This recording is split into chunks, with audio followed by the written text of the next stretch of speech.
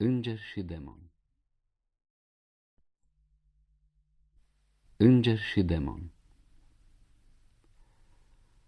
Noaptea în doma întristată, prin lumini îngălbenite a făcliilor de ceară care ard lângă altare, pe când bolta în fundul domei stă întunecoasă, mare, nepătrunsă de ochii roșii de pe mucuri ostenite, în biserica pustie, lângă arcul în părete, genunchiată stă pe trepte o copilă ca un înger.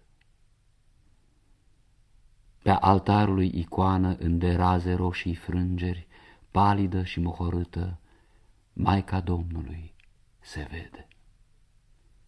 O făclie e înfiptă într-un stâlp de piatră sură.